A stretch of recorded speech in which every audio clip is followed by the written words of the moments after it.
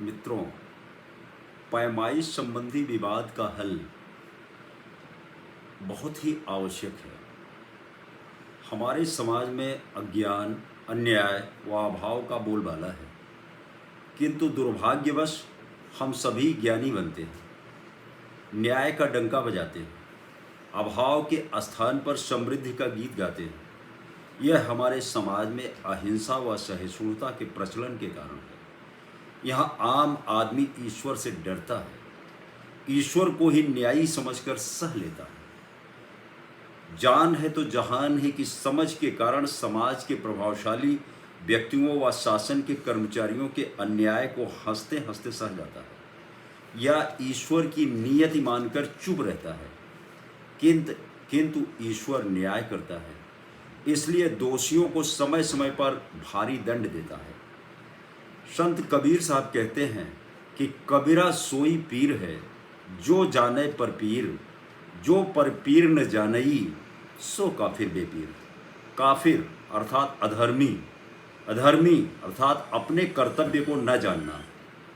आइए अब पैमाइश संबंधी पुलिस व राजस्व कर्मियों के कर्तव्यों का आकलन किया जाए।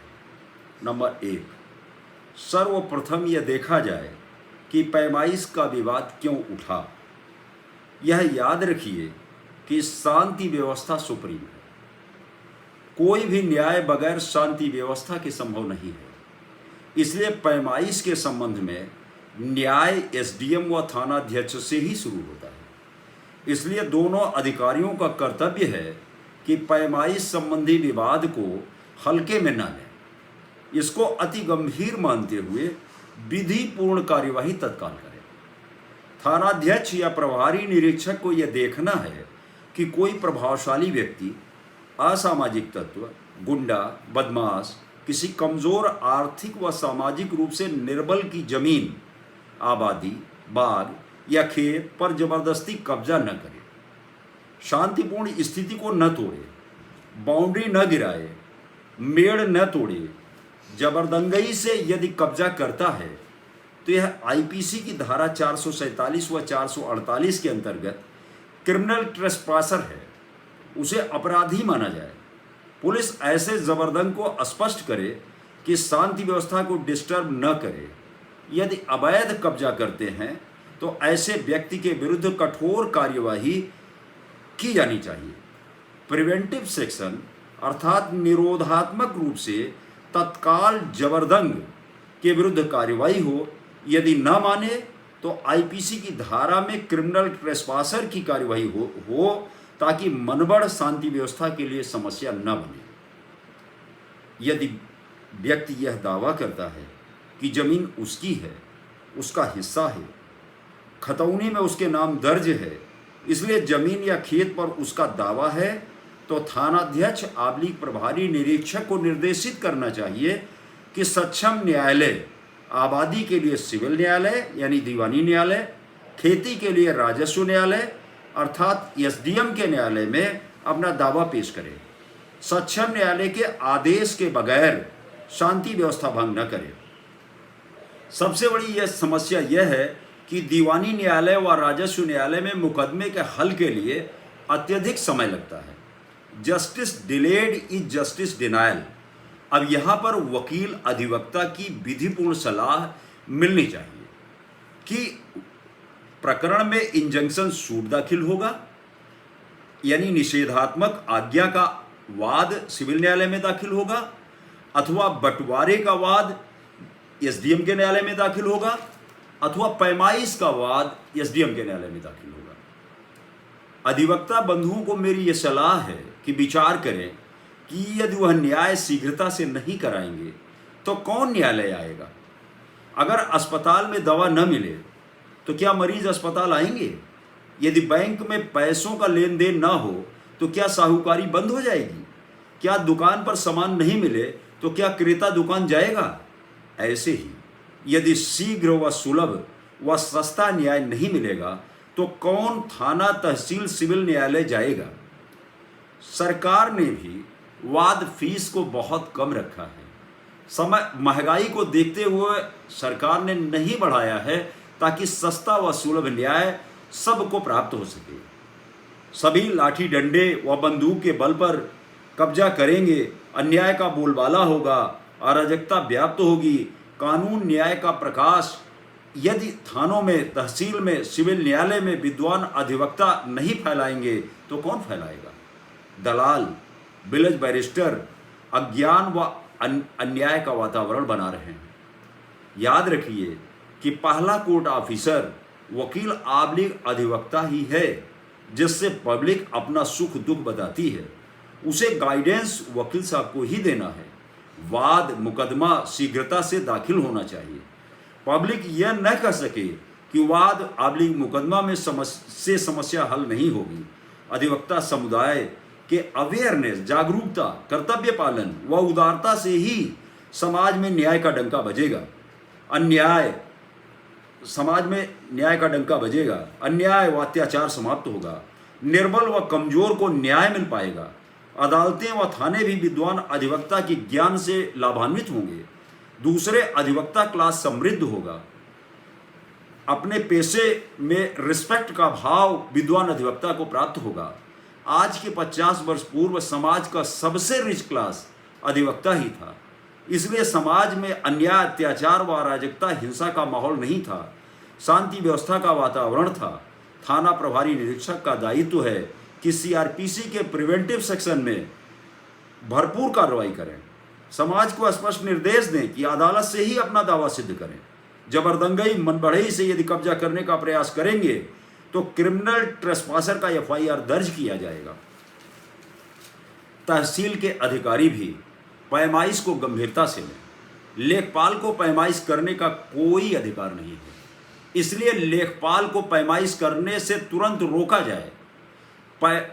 राजस्व निरीक्षक को ही अधिकार है कि वह पैमाइश कर सके और पैमाइश का रिजल्ट न दे। पैमाइश की फील्ड बुक एसडीएम के न्यायालय में प्रस्तुत करे। यदि सरकारी भूमि है, यानी खलिहान है, तालाब है, नजूल भूमि है, तो भी कानून को पैमाइश करने के पश्चात फील्ड बुक की रिपोर्ट तहसीलदार के न्यायालय में प्रस्तुत करें। राजस्व निरीक्षक मौके की पैमाइश की फील्ड बुक एसडीएम की अदालत में प्रस्तुत करे। एसडीएम प्रभावित होने वाले काश्तकारों को नोटिस भेजें। पक्षकारों को सुनकर मेरिट पर न्यायोचित आदेश पारित करें। कानून को मौके पर पैमाइश करके किसी को कब्जा न कराएं, क्योंकि यह एक विधिक जुडिशियल ऑर्डर होगा। एसडीएम के ऑर्डर के पश्चात प्रभावित पक्ष को कमिश्नर ऑफ लीग मंडलायुक्त के न्यायालय में अपील करने का अधिकार होगा। आबादी के लैंड लेखपाल व कानून को किसी भी दशा में न नापें। केवल तहसील के अधिकारी खलिहान, तालाब, गांव सभा अथवा सरकार की जमीन ही तहसीलदार के निर्देश पर नापें, लेकिन लेखपाल न नापें। वह भी तहसीलदार को कानून को फील्ड बुक प्रस्तुत करें।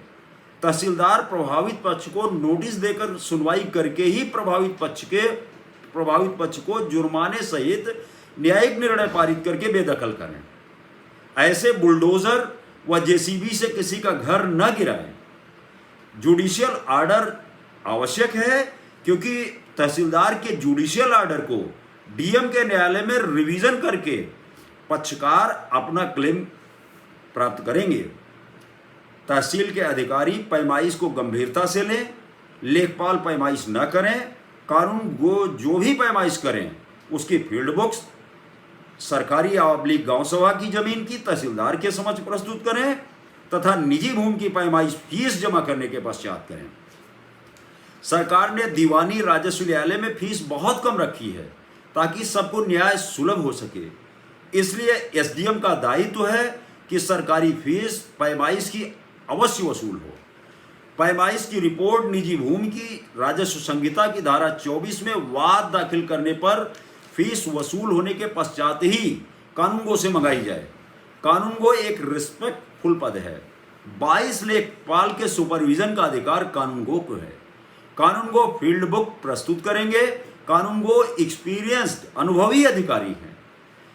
या तो सीधी भर्ती से आते हैं जो पहले लोक सेवा आयोग से भर्ती होती थी, यदि प्रमोशन से भी आते हैं तो उनमें योग्यता होती है, अनुभव होता है। कानून को सबसे पहले यह देखें कि नक्शा तो त्रुटिपूर्ण नहीं है।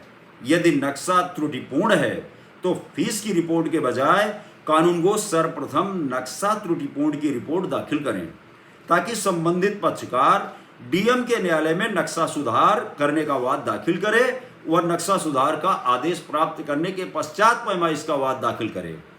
कानून को आबलिग राजस्व निरीक्षक पैमाइश रिपोर्ट के लिए जब जाएं तो देखें कि अभिलेख आबलिग नक्शा व मौके पर कितना डिफरेंस है, कितना अंतर है मौके पर। सर्वे व सेटलमेंट आबलिग चकबंदी अधिकारियों द्वारा यदि मौके पर पूर्व में अनियमितता की गई है तो चेन में पैमाइश की आवश्यकता होगी, श्रृंखला में आवश्यकता होगी यदि किसी का कब्जा उन्होंने अधिक भूमि पर कराया है, क्योंकि मौके पर सैकड़ों वर्ष की आबादी, तालाब, रास्ता, नहर व नाला भी है जिसको कानून को देखें। यदि पैमाइश रिपोर्ट नक्शा से संभव नहीं हो पा रही है, अर्थात सैकड़ों वर्ष की आबादी, रास्ता, तालाब, नाला, नदी आदि प्रभावित हो रहा है, तो विवाद को नक्शे के आधार पर पैमाइश करके निपटारा न करें, अपितु एसडीएम को रिपोर्ट दें। एसडीएम ऐसे प्रकरणों में सर्वे तथा चकबंदी डिपार्टमेंट का भी सहयोग लें। कानून को ऐसे प्रकरण में सुलहनामे का भी प्रयास करें। यदि प्रभावित पक्ष का रकबा कम है तथा सटे खेत आबलिग जमीन का रकबा अधिक है तो यह रिपोर्ट एसडीएम को प्रस्तुत कर सकते हैं। अधिक रकबे के खेत से काटकर कम रकबे के खेत को एसडीएम न्यायिक आदेश पारित कर सकते हैं। इससे मौके की स्थिति से न्याय हो जाएगा, दोनों के रकबे ठीक हो जाएंगे। यदि चकबंदी के समय गलत पैमाइश हुई है तो यह संभव है कि कानून को 10 प्लाट देखना होगा, जिसमें रकबा ज्यादा मिलेगा उसी से पैमाइश प्रारंभ होगी, तभी कम रकबे वाले वादी का सही कब्जा मिल पाएगा।